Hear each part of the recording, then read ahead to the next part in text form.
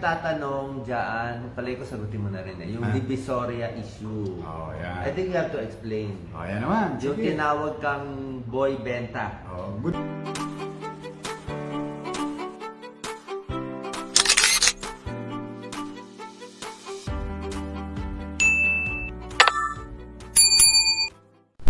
Welcome back sa aking YouTube channel, Jeremy's TV, Manila.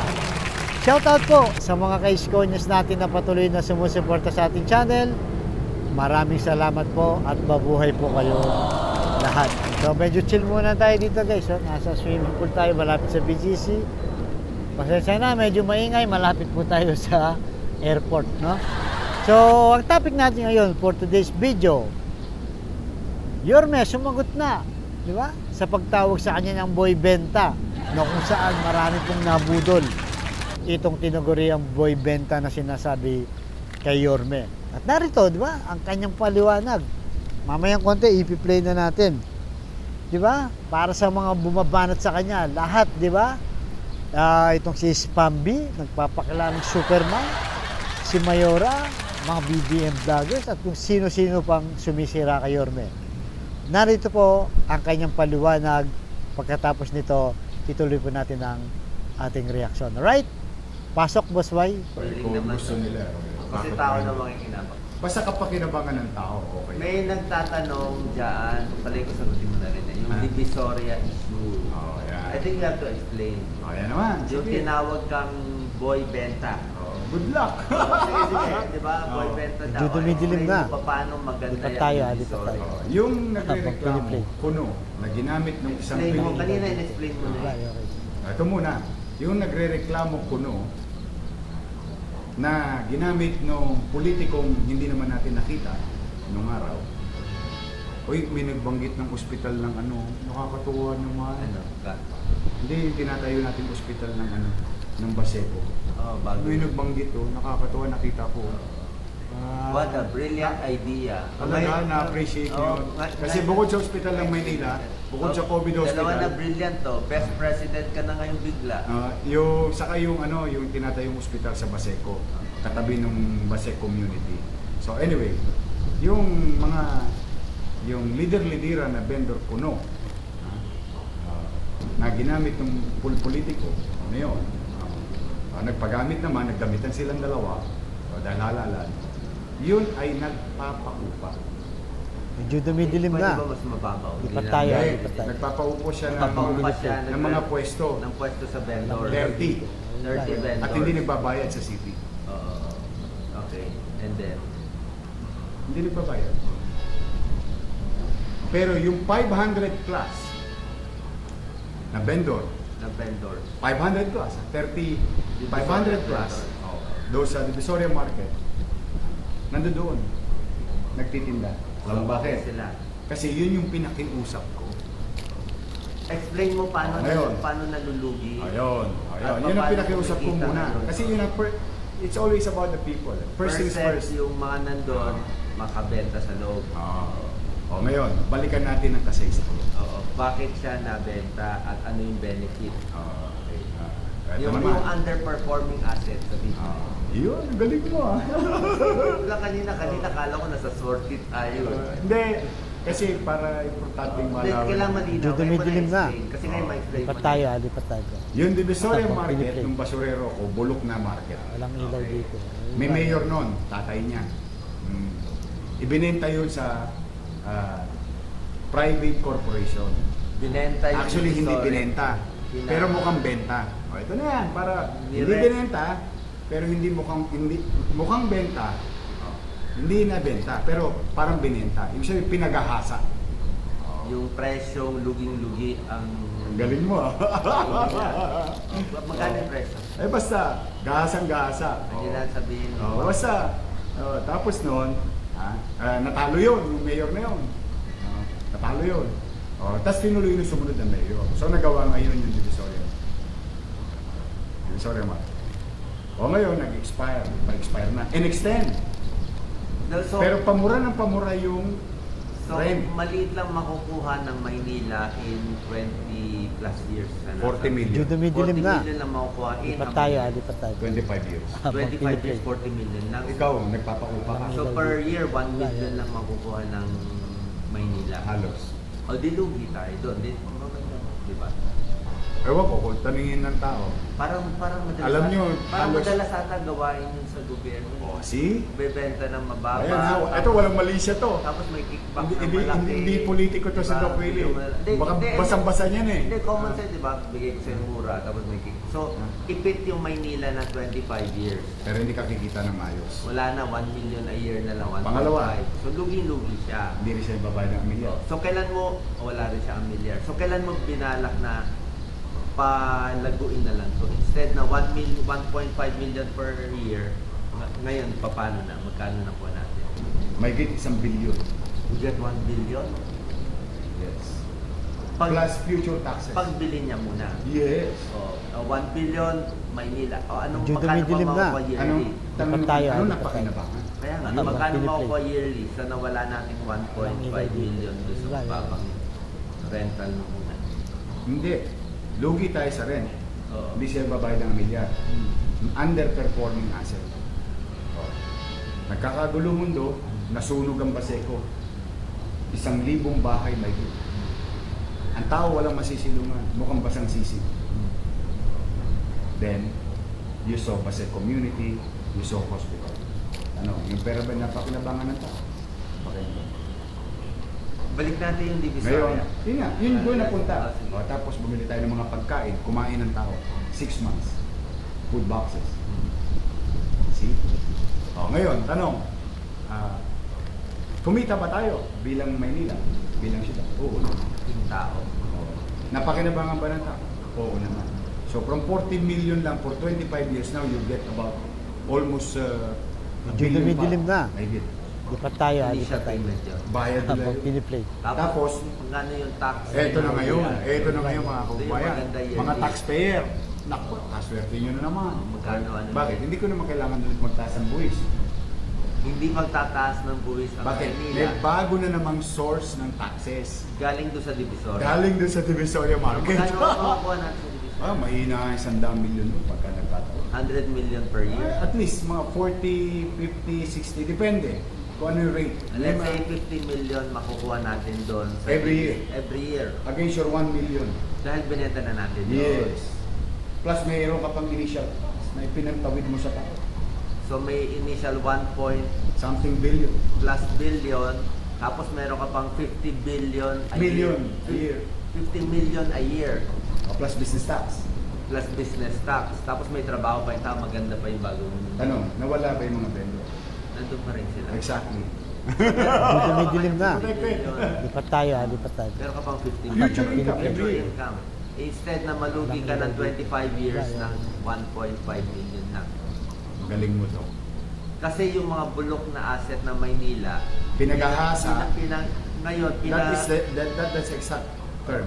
Pinarate so, ng mga lumang politiko yung mga asset ng Maynila. so in short, kahit binenta natin yung lupa, naipit naman yung negosyo dito. Dito sila naglagay ng pera nila, kaya malaki kita natin. Exactly. Parang pinapasok mo sa ito, pero akin yung...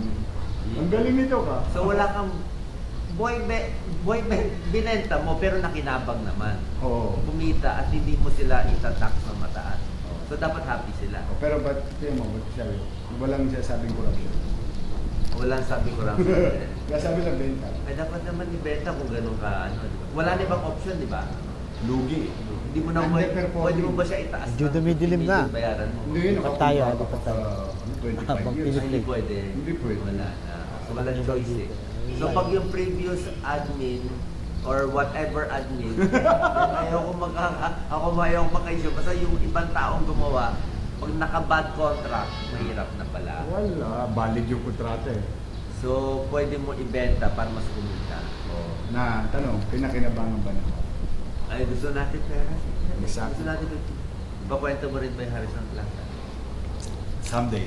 Someday, Ang vindication lagi nasa dulo to. yung Harrison Plaza one day, malaking pakinabang yun. Pag nagtayo ng malaki, 50 billion pesos ang ipapasok nilang negosyo sa Maynila. Sa Harrison Plaza. Yes. Dapat ginawa mo na sa buong Pilipinas. Pinasok na Hindi. lahat. Basta ang importante, nagtitiwala ulit ang negosyante sa Maynila. 50 billion in Harrison Plaza. Di laki na namang income Taxes yun. Taxes makukuha mo. O, tingnan mo, Kaya hindi mo Dumidilim gano'n na. tax yung tao. Hindi mo tayo, kailangan di pa tayo. pahirapan ang tao Habang para piniplay. buwisan. Don't put the burden dito. of finding resources sa gobyerno, tapos buwis sa iano mo yung tao, papapasanin mo. No. You don't do that. You only do that as a last resort pag wala ka na talagang way. So, ang mga leader, Hindi tinataas naghahanap, masyado, hindi pinapahirapan. hindi pinahirapan ng tao. Hindi tinataas yung mga binabayaran.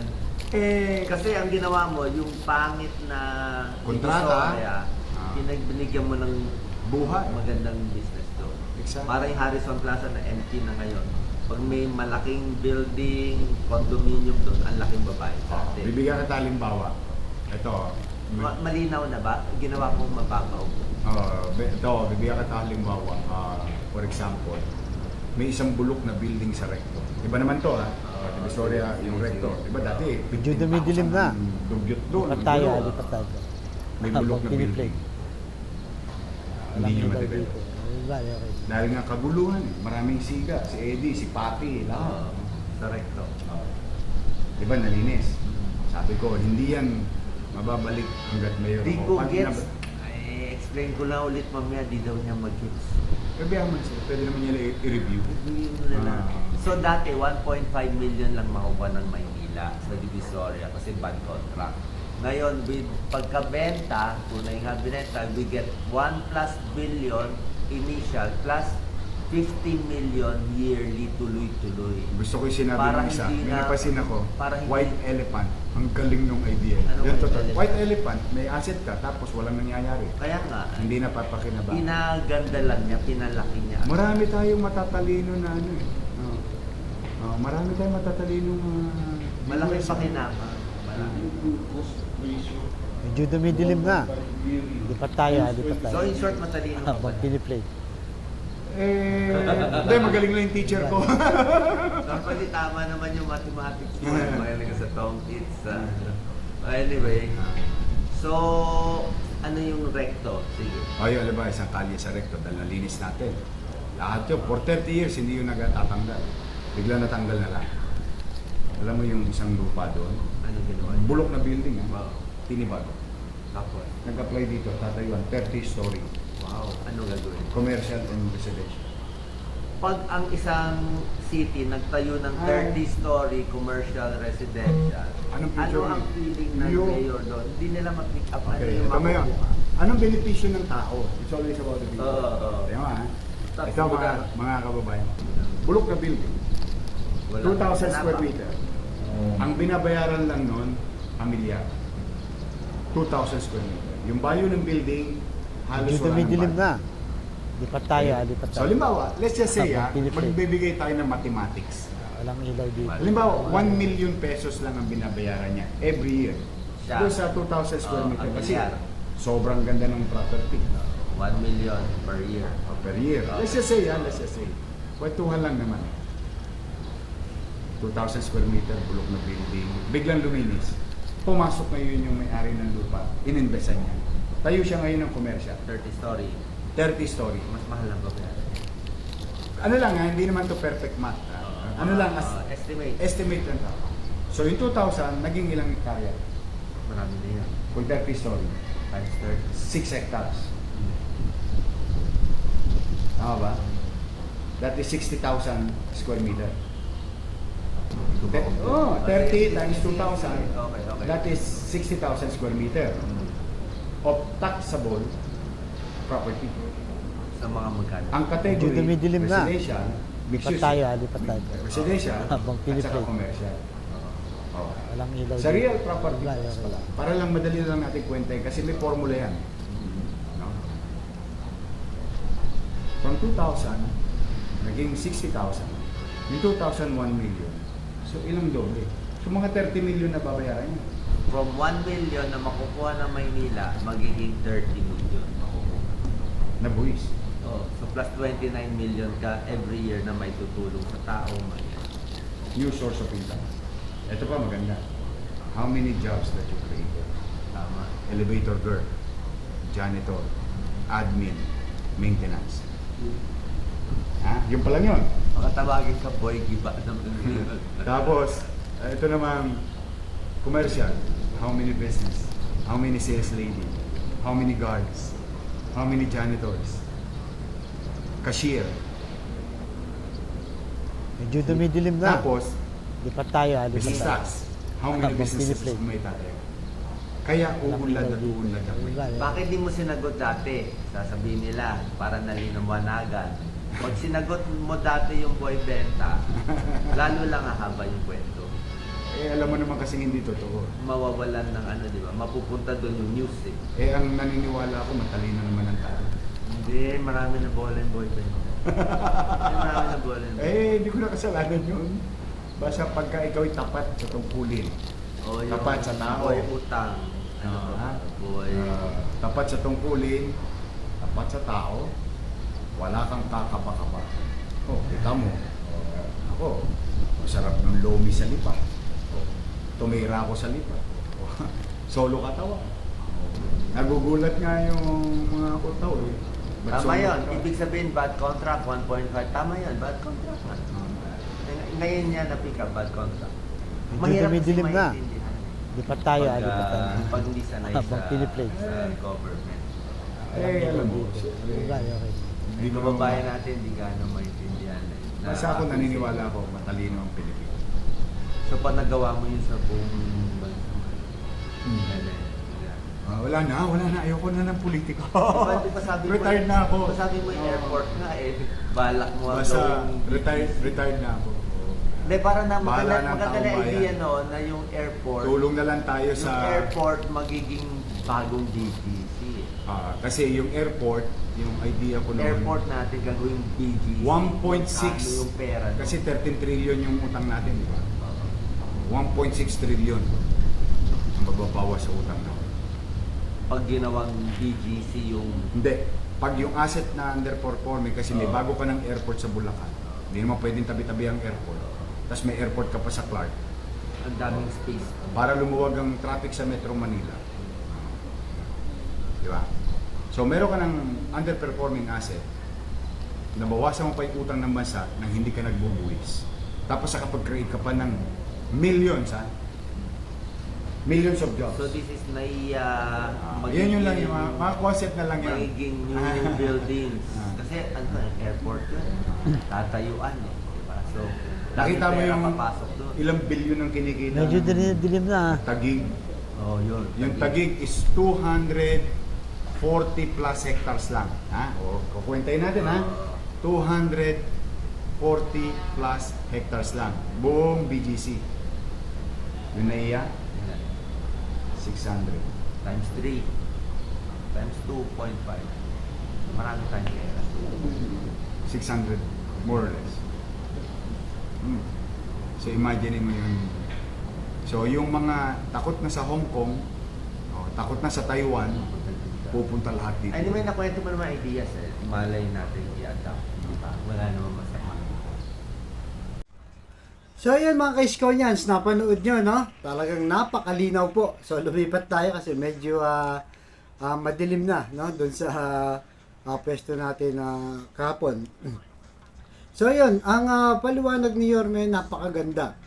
No? Actually, itong boy benta, no, na sinasabi sa kanya, marami pong nabudol dito, lalo na nung 2022 presidential election. Marami pong napaniwala, marami pong napalinlang dito dahil nga siniraan lang itong si Yorme. At ngayon, no, nabisto na natin, ayon mismo sa kwento ni Boss Y, na yung mga vendor na nagreklamo dyan, 30 lang pala yun. Yung padrama-drama pa, di ba? Paiyak-iyak pa, nawalan daw sila ng hanap buhay.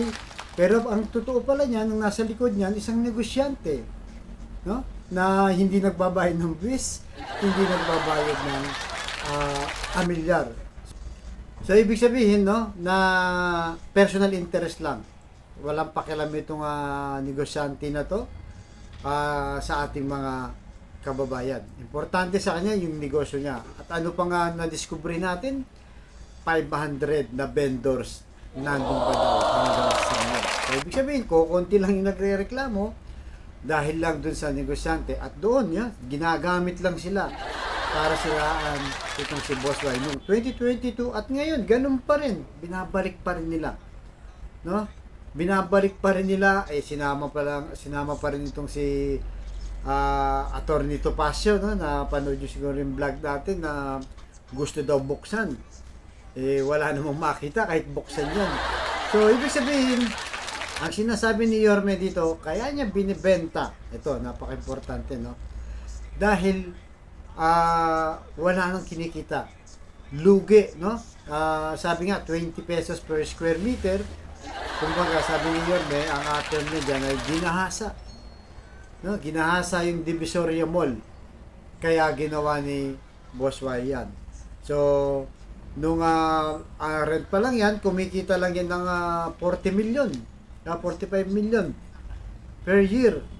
Pero nung binenta ni Yorme, kumita kagad ng 1.4 billion. Benta pa lang yon. Ano pang kapalit nun? Di ba? Ang kapalit nun ay yung negosyong itatayo dun. Yung business permit, di ba? Mga taxes and licenses, yan. Yan po ang mga kapalit niya na taon-taon. Ay sabi ni Yorme, humigit kumulang mga 50 to 60 million ang kikitain ng City Hall, no? Napakalaki po. Samantalang yung 25 years. 25 years sa 45 million. Talaga namang ang nangyari dito parang personal na interest lang po. Wala silang pakialam sa bayan. Pero itong si Yorme, talagang iniisip niya para sa tao, di ba? Para sa tao kasi nga luging-lugi na po ang Maynila dahil sa sobrang mura ng paupa. At bukod doon, di ba? Sabi ni Yorme, marami ang makikreate na jobs. Kasi nga naman pag natayo ulit 'yon, di ba? Nakatayo na nga. Maraming sales lady, maraming mga security guard, janitor, makikreate ng jobs. Marami talaga para sa tao po lahat. At bukod doon, di ba? Saan niya ginamit? Yan ang hindi nila kayang ipanira kay Yorme. Walang nagsasabi sa kanya na si Yorme nagbenta, kinurap. Wala pong ganun. Ang sinasabi lang nila, binenta yung ari-arian ng Maynila. So, kumbaga, negative comments kagad yung pinapakita sa tao para lumabas na pangit. Pero pag ito na nga, di ba, pinaliwanag ni Yorme, napakaganda pala. Di ba? Hindi mo na po kailangan maging matalino sa explanation ni Yorme. Hindi mo na kailangan maging attorney o Harvard University graduate. Hindi na po. Napakalinaw. Yung isang property, no, nabubulok. Hindi mo na pwedeng taasan ng renta, no? Kasi nga may kontrata nga daw noon. Hindi mo na pwedeng mapagkakitaan o asahan. O, anong gagawin mo? Natural, ibibenta mo na, non-performing asset na. Hindi na kumikita, nakatenga lang, no? Wala po. Sayang naman yung panahon na dapat sana yung kinikita doon ay naitutulong na sa batang Manileño. Yun po ang ginawa ni Yorme. Imbis na nakatenga, bulok lang, pinakinabangan po ng batang Manila. At saan dinala? Di ba? Nasusunog. Sabi niya, yung Baseco community, no? Noong time na yun, nasunog talaga. Ubos. O anong ginawa niya? Nagpatayo siya ng Baseco community na kung saan pinapakinabangan na ngayon at nakatayo na. Di ba? Tinitirhan na ng mga taga-Tondo. Taga Baseco. Di ba? At ano pa? Yung gamot. Di ba? Kasama rin yan nung pandemic. Yung Manila Field Hospital. So, lahat ng pinagamitan ng pera na kuha ni Boss Y ay para sa tao po. Hindi po pansarili, hindi po para sa politiko. Pero yung Divisoria Market na to, di ba? Divisoria Mall, ang nakikinabang lang yung mga taong nasa likod nito. Para lang, di ba? Sa kanilang sarili at ginagamit din para siraan itong si Yorme. Alright? So, kayo po, anong masasabi nyo mga ka-Iskonians? Malinaw to, no? Yan po ang sabihin nyo, ipang-rebat nyo sa mga nagsasabing si Yorme ay binenta, no? Binenta ang property ng Maynila. Kaya ito po ang paliwanag. Sobrang napakaganda po ng paliwanag. Alright, so abangan nyo po no, ang susunod kong vlog. Like, share, and subscribe. Importante po yung mga komentaryo nyo sa loobin nyo, lalo na yung pagsuporta nyo dito kay Boss Y. Alright, so ganito lang po. Abangan nyo sa susunod kong vlog. Thank you very much at pagpalain tayo ng Puong May Kapal. Manila, God bless.